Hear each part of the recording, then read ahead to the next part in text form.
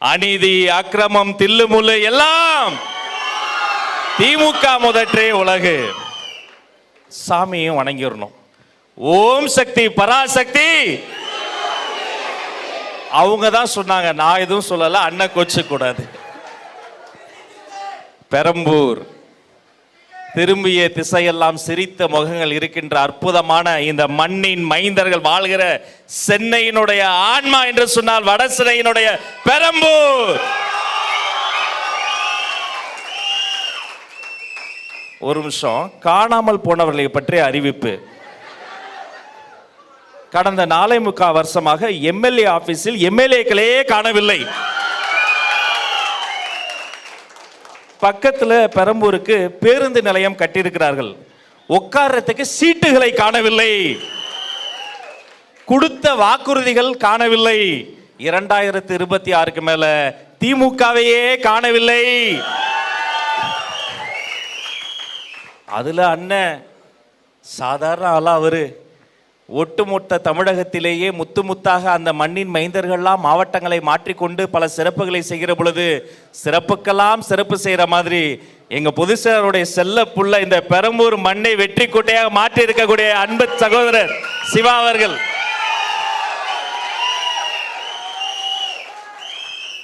பக்கத்தில் ஒரு பேருந்து நிலையம் திறந்தாங்களே, என்னாச்சுன்னு அவர்கிட்ட கேட்டேன்.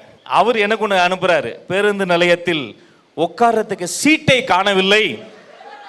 உலகத்திலேயே உட்காரத்துக்கு சீட்டு போடாம ஒரு பேருந்து நிலையம் கட்டிய உலக சாதனையை செய்தது இந்த ஆளும் திமுக அரசாங்கம் மட்டும்தான். பயம், தோல்வி என்னம்மா பக்கத்துல தான் இருக்கு. இன்னும் கொஞ்ச நாள்ல திமுக பக்கத்துல கூட இருக்காது, வீட்டில் மட்டும் தான் இருக்கும். இத்தனை பேர் ஒவ்வொருத்தரும் ஒவ்வொரு மூலையில இருந்து ஒவ்வொரு ஊர்ல இருந்து, தஞ்சாவூர்ல இருந்து, திருச்சியில இருந்து, மதுரைக்கு பேச போனவங்க, அங்க பேச போனவங்க எல்லாரும் ஓடி திசையட்டும் இருந்து ஓடி வந்து இங்க நிக்கிறோம்னா ஏன் நம்முடைய வெற்றி தலைவர் அவர்களே 2026 தமிழ்நாட்டின் தலையெழுத்தை திருத்தி எழுத வேண்டும் என்று சொன்னால் நம்ம தங்க தளபதி அந்த முதலமைச்சர் நாற்காலியில் அமர வேண்டும்.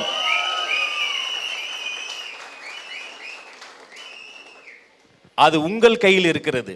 செயல் வீரர்களே, எலெக்ஷன் அன்னைக்கு நமது வாக்காளர்களின் கைகளில் வெற்றி வாக்கு மை வரணும். அந்த மை வாக்காளர்கள் கைக்கு வரணும்னா நம்ம அத்தனை பேருக்குள்ளாரையும் ஒரு மை வரணும். அது பேர் ஒற்றுமை. ஒற்றுமை ஒற்றுமை அது தானா வரும். ஏன் தெரியுமா?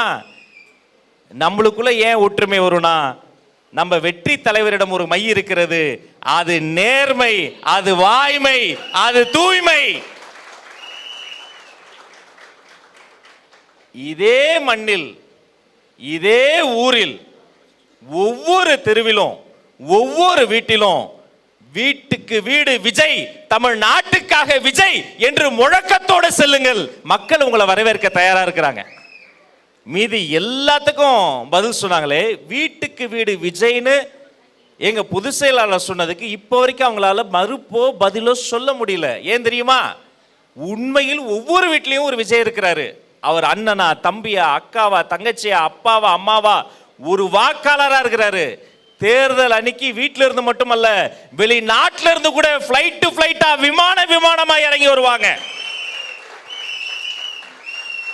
தொட்டுவிடும் தூரத்தில் தூய்மை தேவதைகள் 10 நாட்கள் உண்ணா நோன்பு இருந்தாங்க. புதுசை சொல்லி எங்க ஆதவ் சார் பார்க்க போயிருந்தாரு. கூட போன கண்ணு கலங்கிருச்சு. கண்ணீரை மறைச்சுக்கிறாரு பொதுச் செயலாளர். 10 நாளுமா ஒத்த வாய் சாப்பிடல, ஒரு வாய் சோறு சாப்பிடல. நான் தழுதழுத்து கேட்கிறாங்க, ஏன் சாப்பிட்றதானே சிஸ்டர், ஏன் சாப்பிட மாட்டீங்க? அந்த அம்மா சொல்லுது, அண்ணன் கையை பிடிச்சிக்கிட்டு, சார் எங்களுக்கு ஒன்றும் வேணாம் சார், சாப்பாடுலாம் வேணாம் சார், இலவச கையுறை அதெல்லாம் ஒன்றும் வேணாம் சார், எனக்கு மரியாதை வேணும் சார், மதிப்பு வேணும் சார், என் பிள்ளைக்கு எதிர்காலம் வேணும் சார், இவ்வளவும் வேணும் சார். அதுக்கு 2026 தளபதி தான் தமிழ்நாட்டுக்கு முதலமைச்சர் வேணும் சார். ஆசிரியர்கள் போராட்டம் உடனே போங்க அப்படின்னாரு. நாங்க ஓடி போய் பார்த்தேன். வகுப்பறையில் நிற்க வேண்டிய ஆசிரியர்கள் வாசல்ல வந்து நிக்கிறாங்க, கையை பிடிச்சிக்கிட்டு அழுகுறாங்க. ஏன் சார் இப்படி இருக்கீங்க? ஒரு ஆசிரியர்கள் பாதிக்கப்பட்ட அந்த நாடே பாதிக்கும், வருங்காலத்தினுடைய தலைமுறையே போயிடும். என்ன சார் வேணும்னு அவங்க சொன்னாங்க. அவங்க ஒண்ணுமே வேணாம், சொன்னதை செஞ்சிருந்தா பரவாயில்ல. அவங்க எலெக்ஷன்ல வர்றதுக்கு முன்னாடி என்னென்னவோ சொன்னாங்க. அதை எதையுமே செய்யல. அவங்க சொன்னதை செய்யலனா சொல்வதை செய்யக்கூடிய தளபதி அவர்கள் தான் தமிழ்நாட்டின் முதலமைச்சர் அவர்கள்னு ஆசிரியர்கள் சொல்றாங்க, மாணவர்கள் சொல்றாங்க, மீனவர்கள் சொல்றாங்க, விவசாயிகள் முதல் விஞ்ஞானிகள் இதைத்தான் சொல்றாங்க. நீங்க பார்த்துக்கிட்டே இருப்பீங்க தலைப்பு செய்திகள்ல. ஒவ்வொரு நாளும் சாயங்காலம் ஆச்சுதான் நான் பசங்க கூட அப்படியே வண்டியில போகும்போது கேட்டுக்கிட்டே இருப்பேன், பா இன்னைக்கு யாருப்பா, இன்னைக்கு யாருப்பா. ஒவ்வொரு நாளும் கொத்து கொத்தாக பல ஜாம்பவான்கள் நமது கடகத்தை நோக்கி ஈர்ப்பு விசையால, புவி ஈர்ப்பு விசையால இந்த பூமி பந்தின் மீது எல்லோரும் அப்படியே வருவதை போல அரசியல் ஈர்ப்பு விசையோட கட்சியில வந்துகிட்டே இருக்கிறாங்க. ஏன் நம்ம புரசை பாபு அண்ணனே எவ்வளவு பெரிய திமிங்கலம் இந்த சமுத்திரத்துக்குள்ள வந்திருக்கு, ஒரு நல்ல கரவொலி தாங்க அவருக்கு.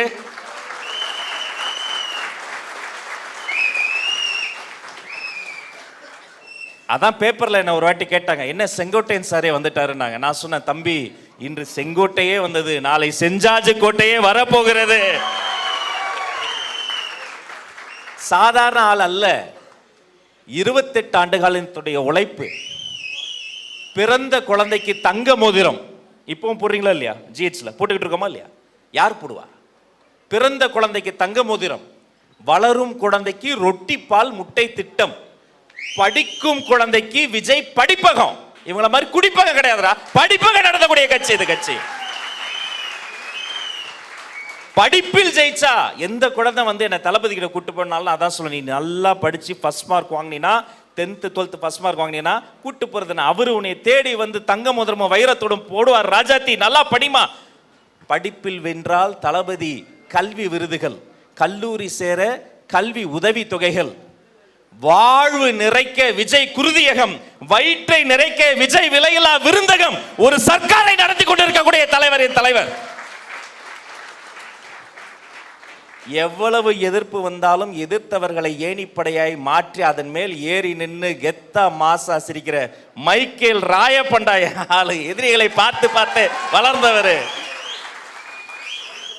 அன்று மாட்டுக்காக குரல் கொடுத்தார், நேற்று நீட்டுக்காக குரல் கொடுத்தார், இன்று தமிழ்நாட்டுக்காக குரல் கொடுக்கிறார். வீட்டுக்கு வீடு விஜய். வெற்றி சின்னம், தாய்மார்களின் சின்னம், தமிழர்களின் சின்னம், வட சென்னையின் சின்னம். உங்கள் பொன்னான வாக்குகளை அதில் விழ வைப்பதற்காக ஓடி ஓடி வேலை செய்யுங்கள். உங்கள் அத்தனை பேருக்கும் நல்லதே நடக்கட்டும், நலமே சுழட்டும். மீண்டும் வெற்றி விழாவில் சந்திப்போம்.